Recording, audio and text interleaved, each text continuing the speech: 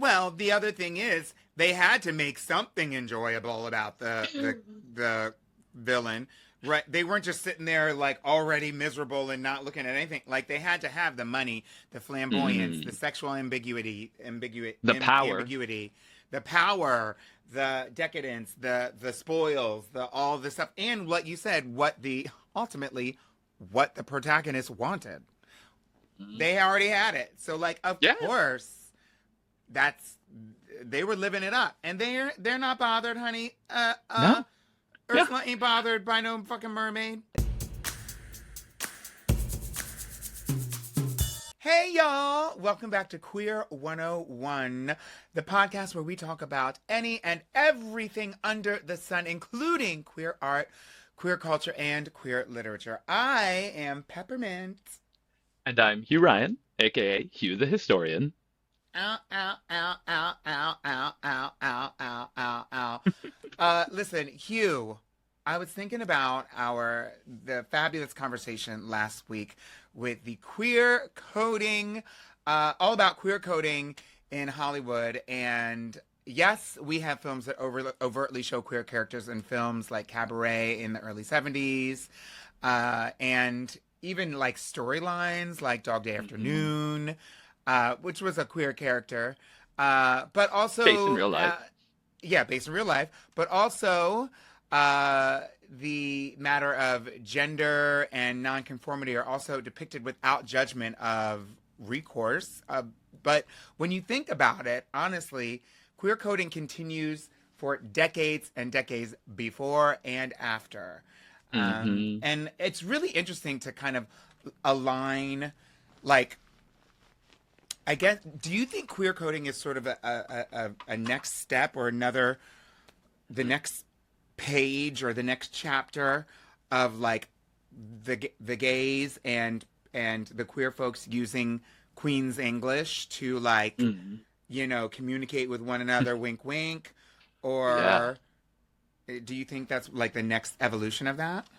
It's funny, I think there's so much to queer coding because I think you're definitely right that there are moments, places where like queer creatives, like some of the people Michael Koreski wrote about in Sick and Dirty, where, like trying to work around the system, embed queerness by, getting around what they were told they couldn't do, couldn't say, couldn't Being show. subversive. Hmm. Being subversive. Yeah, some of that coding coming from queer people.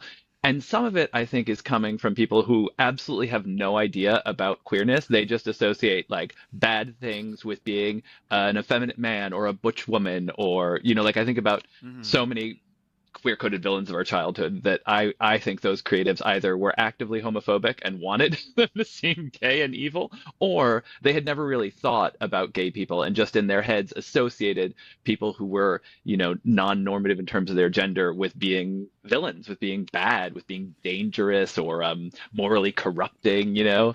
Uh, I think about like I'm trying to think like the best queer coded villains of our childhood, like or best, what a terrible term.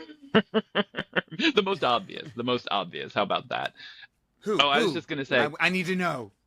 it's Disney. It's so many freaking Yeah, Disney 100%. characters. It's Disney. I mean, though it's cartoon characters for sure, and it's definitely Disney, especially from that time.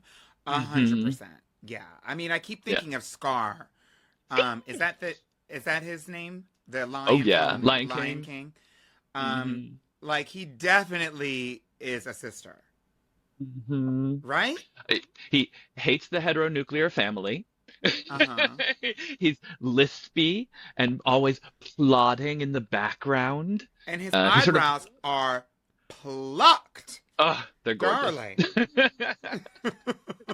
Yeah, and he's always trying to lure the oh my God, what is the Lion King's actual name? How can I not? How am I Simba? blanking? Simba, thank you. Oh, He's still trying to yeah, yeah. lure Simba away, and like get Uh him to huh. his side. And if that's not like, what social contagion, that fear that like the Yeah. older bachelor gay uncle is gonna come for your children and convince them that you're evil, like it's just of course I didn't see that as a kid. Like as a kid, Scar or Shere Khan in the Jungle Book, who feels like the exact same character, frankly, like I saw them as just uh, both villains, and also there was something a little fabulous about them. They Well, were they villains. they're never. I mean, I can't.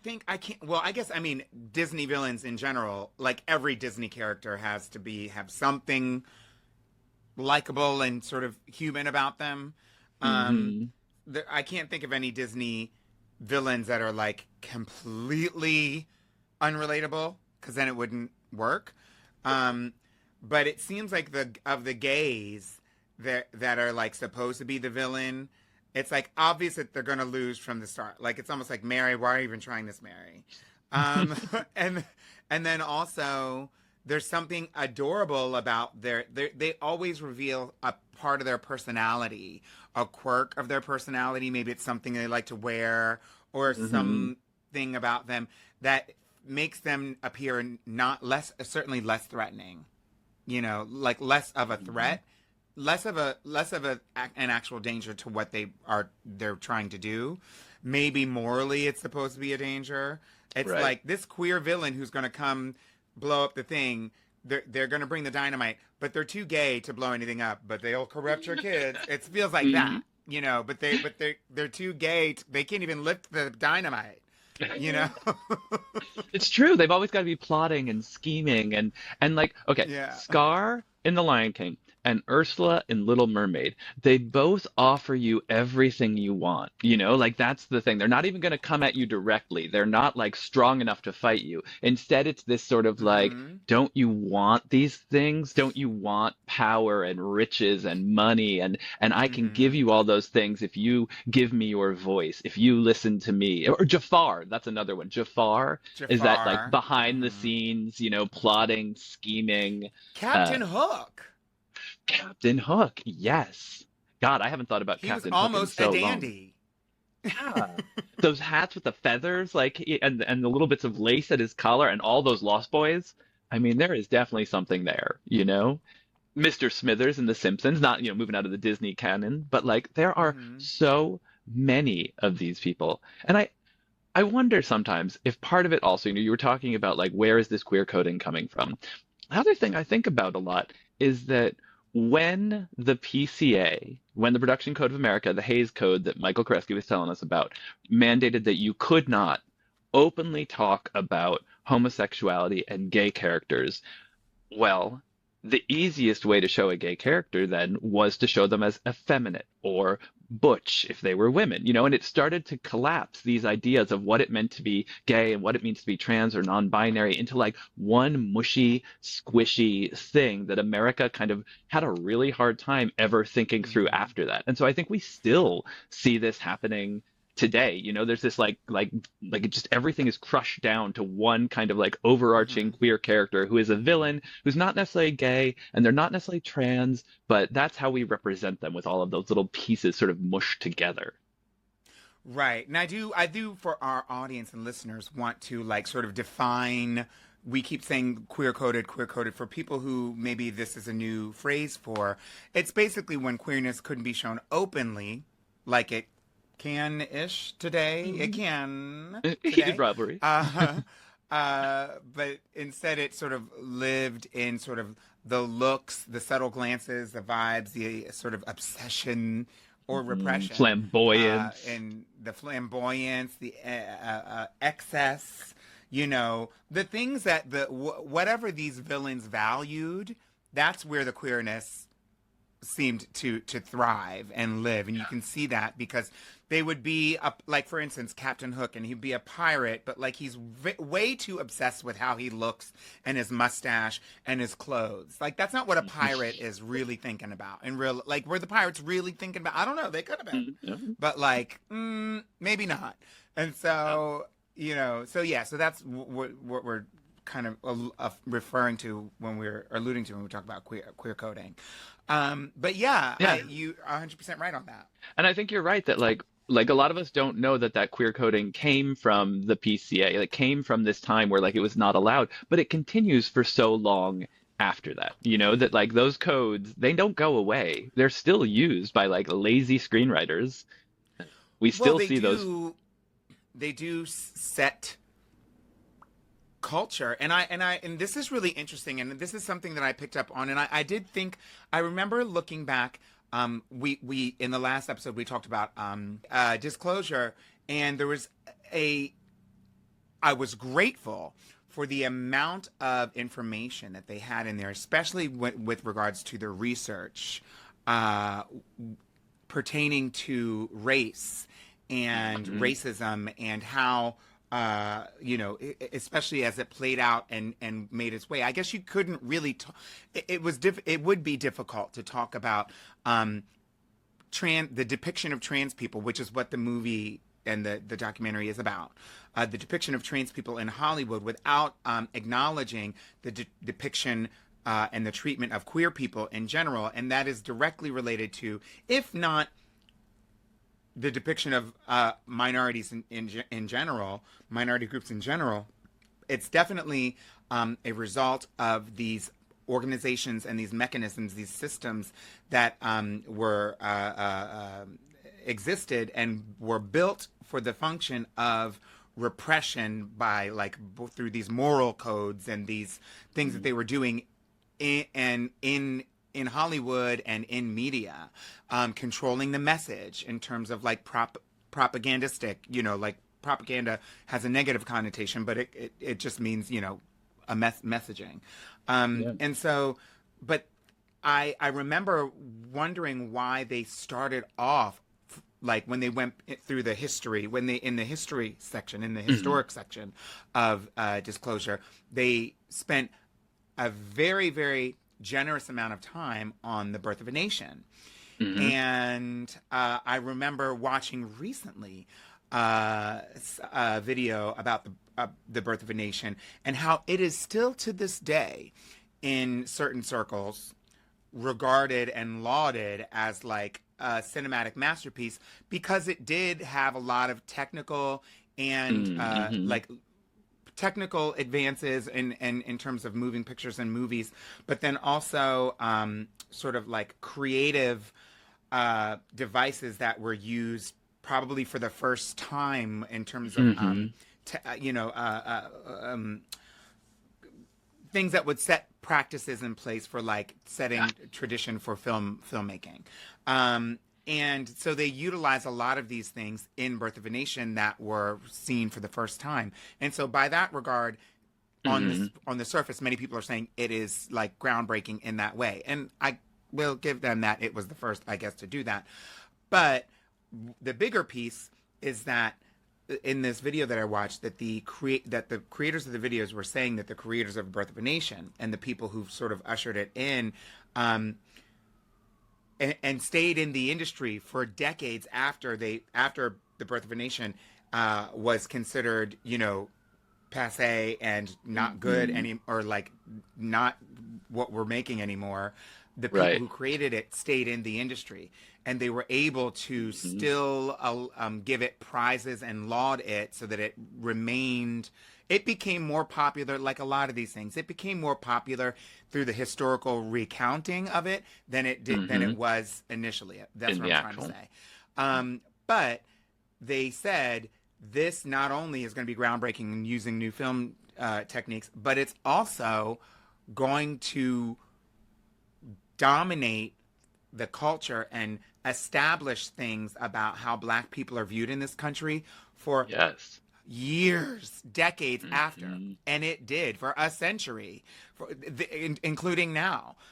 Like like suddenly the resurrection and the like of the KKK in this film being brought to life in this film and people being able to see it. And now the KKK is represents something and exists in a way now Hmm. that it didn't in the decades and maybe even 100 years before Birth of a Nation. Hmm. It did exist, but not in the same way. And it sort Yeah. of like they sort of made it a fantastical version of itself, and then it stayed that way. And that's like life imitated art. Right. It's like And they so create I this vision and then people actually try to make it real, even though it's Yeah, awful. with the white with the hoods and all that. That was not how the KKK Hmm. dressed before Birth of a Nation. That was like I had no costuming for the idea. show. Yeah. And so now that's the KKK. So like the people who are picture the KKK and when they dress up, Hmm. now it is imitating Birth of a From that Nation, movie. whether people That's know that or crazy. not. Wow. And so that was a filmmaker installing this into our culture, and it had Hmm. horrible ramifications. And they knew that they could succeed at that, and they did succeed at that. And so Hmm. my whole point is that I was very sensitive, and I even subconsciously, from my subconscious into my conscious, I was very sensitive about how black people were depicted in Hollywood and film and television, including in Disney. And Right. I think that was what, as a queer black person, what gave me the ability to sort of have my antenna up, because I was already checking for, like they weren't going to have the KKK in Snow White, right? But Hmm. they could But have the crows in yes, in Dumbo. in in Dumbo. In Dumbo, I mean, pretty much every single, so many of the Disney stories and Hmm. cartoons have a character that speaks in, like, AAVE, that is Hmm. has features that are typically someone of the African diaspora, and they basically seem like a black American person. You know, Hmm. Many of them were like giving sort of like enslaved, sort of formerly enslaved mammy servant kind of Hmm. thing. And so like that existed And in a they're lot of the given Southern early accents Disneys. and a lot of Southern like, yeah. accents, and not very educated, and exist to serve the whoever that, like to be the helper of the Hmm. person. And then, but also in their like physical attributes and expressions, they seemed like black folks, and it seemed very Yep. familiar. I was able to pick up on that, and if I was, and I know that everybody else was too. And then, so then, since I was kind of had my antenna up for that, I was able to see, oh, and that one's gay, and like sort Hmm. of be You were really already sensitive to ready for that. that coded villain kind of Yeah. thing. You hmm saw it. That was a very long way to say that. No, but it's great because I think a lot of people don't make those connections. Do you know? Like, especially white queer folks who are not picking, or who may pick up now if they went back and watched Dumbo, but didn't pick up on it when we were like, 7. And so I think making that hmm connection in depth is like really important, and I think might help some folks who can see the queer coding now because it affects them, see this kind of like hmm racial coding that also shows up other places. Because you're right, it has such a long history. I think both the queer coding and the racial coding in like not just American filmmaking, right? It is in like filmmaking around the world. It is in art. It is in literature. I found when I was researching my first book, When Brooklyn Was Queer, I found this short story. It was published in 1864, before the word homosexual had been coined. And it's a multi-part short story published around the world, written by this Scottish woman who's a short story writer. And the whole thing, it's called Under the Rose. And the plot of it is this guy becomes worried because his fiance starts hanging out with this butch woman who I think goes by the name Teddy, or maybe it's Billy. Tommy. Maybe it's Tommy. Boy's name. She's rich, hmm she's butch, she's shown up, she's seducing his fiance away from him to hang out by the woods and do all of these things. And he Oh, doesn't know what's happening, and he follows her and he gets really frightened about it. And he finally catches them in the act. But the act is smoking cigarettes. The butch woman is convincing his girlfriend to smoke a cigarette. And that's what it's all about. And that's what nearly breaks them up. And then she's like, no, no, no. And she rejects the butch woman and like goes back to her husband. And what I love about this, so to me, but reading she it was from this point considering of it. view, yeah, she's considering it. To me, it's She had obviously no a gay, agency, though, queer, did she? trans story This powerful gay queer was able to, to show fool up her and into seduce her almost away. being gay. Yeah, like very vampire like. But what I love about this is that because, you were talking when we started this about like where does the queer coding come from? I tried looking it up. I can't prove that the author of this short story was queer. But the way the hmm short story ends is that the girl goes back to her husband, they get married, and it ends in the mind of the Butch character who's gone back to the city that she lives in and is like, my God, why did I get so caught up with these boring suburban people? And she sends a box of cigars A to the bomb. girl as her wedding gift. And that's the end of it. She's happy, she's fine. She sends this joke gift to them and is like, God, they're such boring people. And I was like, But this it is really so. does symbolically. Okay, go ahead. Yeah, that brings so much to my mind. But go ahead. Yeah, it just to me, I was like, this is that kind of queer coding. To me, it is queer coded. To me, it is about that seduction. But at the end, Very the queer much. person is like, wait, actually, I don't want to seduce you people. You're very boring, and your minds are very small, and I'm going to go on and do my own thing. But I that mean was that is 150 that. years ago. Yeah, I love that. I mean, I love that, and it gives something for everybody, right? For the queers and the lesbians in the room, it says, "Hey, here's a gift. I know you'll be back." It says that. It also says, Uh-huh. "You'll never see me again. I'm done with you, but you still have the gayness inside of you. Here's something, Hmm. phallic that you Here's can a use." phallus. Yeah. Yeah. So like it says so much about all that, which I think is wonderful and glorious. But She's it's just taunting so her. interesting, this coding, all this coding constantly around us. I feel like, I don't know, maybe it's not true, but sometimes it feels like it's only in the last few years that we've ever, in larger culture, been able to talk openly about queer life, about Black life in America, about, other POC, other trans, other identities. It's like so much is always still coded. But in every generation, it feels like, oh my God, coding is a thing of the past, and we're finally talking openly about these things. But then you look back and it's all the coding all over again. And I It wonder if all this is, 20 I mean, years, yeah. In will we look back thinking on this about, time the same way? I don't know if we will or not, but like, I mean, looking back at, I wasn't thinking about queer coding, um, consciously for most of my life, obviously, other than Yeah, knowing same. that like that character is probably a queen. But like, in Super Mario Brothers 2, in Mario Brothers 2, the video game, Birdo, preferring the name Burdetta, who's the pink dinosaur in Mario Oh Brothers. yeah, with the Um, honky nose. yeah, yeah, yeah, is considered a transcoded character, which that never even occurred to me at all. No. And I think that's pretty.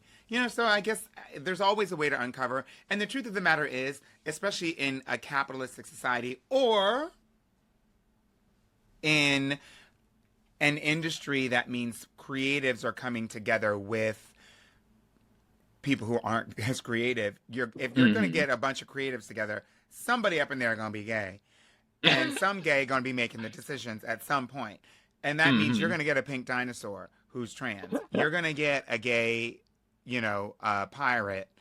Yep. Like that's going to happen. Yeah, absolutely. I mean, it's like, either there will be queer people in the room writing them, or there are people who just, even if they've never thought about queer people, they have had queer people in their life, even if they don't recognize them. That we all know that weirdo in the village who was a little different than everybody else, the spinster, the bachelor, those are real Mhm. parts of life, even when they're not acknowledged. And I think sometimes folks who never think about queerness at all write it into their stories in ways that we who have thought about these things can read it, but they I themselves mean, have no idea. I think they do. Even in like the normies, as it were, who would be watching this are learning a lesson that like the heteronormative white, Anglo Western English speaking with no accent Hmm. person is going to be the one who wins the day, even if you're in Arabia, or wherever you are. Right. And the queer coded people, like the villains, the ones who were like, you know, perhaps very had some sort of like immorality. If it happened, it would be punished. The queer traits were used as a lesson. That was sort of like the subtle moral lesson to be learned. Hmm. And I think that they knew that like all that stuff, the flamboyance, the sort of like this, the conniving and scheming, obsession, all those things would be sort of punished.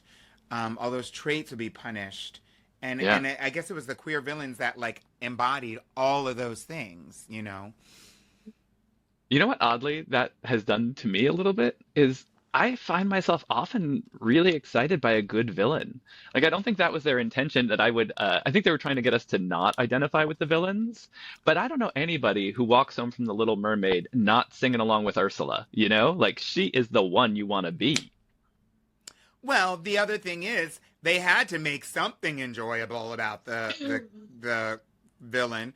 Right. They weren't just sitting there like already miserable and not looking at anything. Like they had to have the money, the flamboyance, the Mm. sexual The power. ambiguity, the power, the decadence, the spoils, the all this stuff, and what you said, what the ultimately what the protagonist wanted. Mm. They already had it. So like of Yeah. course that's they were living it up. And they're not bothered, honey. No. Yeah. Ursula ain't bothered by no fucking mermaid. Honey, No. she don't I care. read something on the Instagram that I forget now who wrote it, but it was so brilliant. They were like, let it be not forgotten that Ursula is canonically a shapeshifter. So if she wants to be a butch, plus-sized, half octopus woman, that's because that's what she wants That's to what be. she She could wants look to like be. anything. Honey, she could look Hmm. like a human being. She could look like anything, anybody. That is true. She I wasn't love that. doomed to that thing. And Mm-mm. isn't it the queer? It's not all of them could, but it's always the villains who are the shapeshifters in these Oh yeah. Disney things. And so it's half the villains are clearly queer, Hmm. and many of them are shapeshifters or they have the ability to change their appearance. Hmm. Whether it's Snow White, whether it's whoever, whatever Ursula, Hmm. anybody, whoever it's going to be, they have the ability to change their appearance. And so, like, Oh, honey, they're not yeah. bothered. They can be who they want. Yeah. And I mean It's that's the such a protagonist. It's like I can't speak. I mean, You know. but that shape shifting, I mean, that goes back. I think that's another point that goes right back to what you were talking about. It's like we're afraid of villains who are can hide their queerness or can pass, right? That there's a racial dynamic and a queer coded dynamic to being able to shapeshift, to be one Mhm. thing in one room and one thing in another room. That really scares that sort of like mainstream narrative. It's you don't know Mhm. who's actually listening. You don't know who's actually in the room. And I think that's one Yeah. of the messages that people have absorbed from all of this coding is like queer people are villainous, people of color are villainous. They might turn on you. They might, you never can trust them. Yeah, and the other piece that it does, like while we're looking like off to the side at the sort of the villains or whoever, and their traits and attributes and sort of like categorizing them in a certain way. Um, there is also like, what is it that this piece, this project, this cartoon is trying to promote and push besides heteronormativity, um, which is obviously the vehicle, but like it is, you know, in a more even more subtle way, really pushing consumerism. It's pushing by, following authority is where ultimately where you are going to, um, where you need to be. Like you need to follow authority. Don't be individual and go on your own. Stay with authority. Like because the little lion that wanders off and goes with the fun gay villain gets punished, and then you have to go sit in your place. You'll be Yep. if you follow your place, you are a worker. Be the Hmm. worker. That's what you're. That's Behave. where the. That's how the movie ends. Behave. Mhm. Um, and I don't like that. I don't like that No. message either. You You know. know what was the only thing that I can really remember when I was a kid that gave me a very different message? It was queer coded still, but a very different message. Do you remember that book, Ferdinand the Bull? It's all about No. What is Ferdinand, it who's the about? gentle bull, and he doesn't want to fight, and He doesn't he want to wants be to wear a garland of spiking people. flowers. Yeah, Oh. he was just a sweetheart, and he ends sweetly. And that was like the only time that I could really remember someone who, now looking back on it, was queer coded, but doesn't come to this terrible end that these movies required queer coded characters come to. He's the hero. And it's, I think it's like it's maybe a picture book. There's not a lot of words to it, but I definitely remembered thinking that he was like a character that I could identify with way before I understood queer codedness or anything like that, you know? But Yeah. that's my hope, I guess, for the new year is that we see less queer coding, more queer characters. I know we talked about the other day that queer characters are going down everywhere. There's fewer and fewer of them.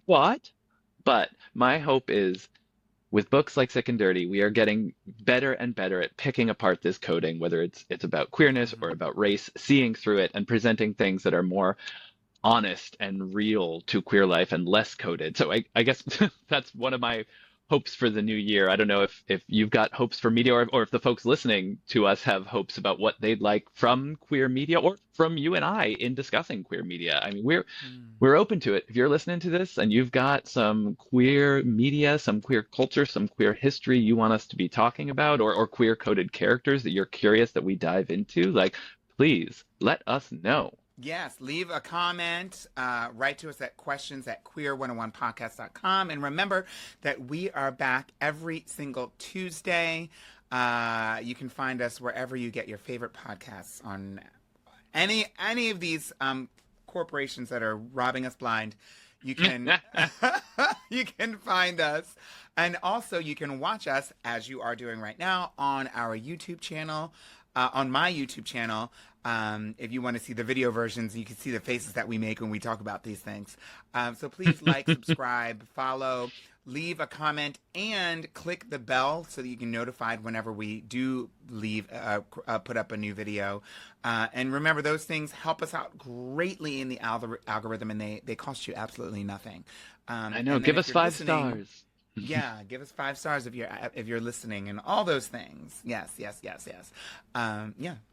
Thank you for sticking with us. We will see you right here next week.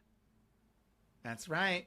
See you later. Bye. Thank you so much for joining us today. This podcast is part of Pride House Media, hosted by us, Peppermint and Hugh, produced and edited by Josh Rosenzweig, with original music composed by Nell Balaban. If you enjoyed this episode, then don't forget to subscribe wherever you listen to your podcasts. And while you're there, leave us a rating and a review. It really helps others discover the show. You can stay connected and join the conversation by following us at Peppermint 24/7 or write to us at questions@queer101podcast.com.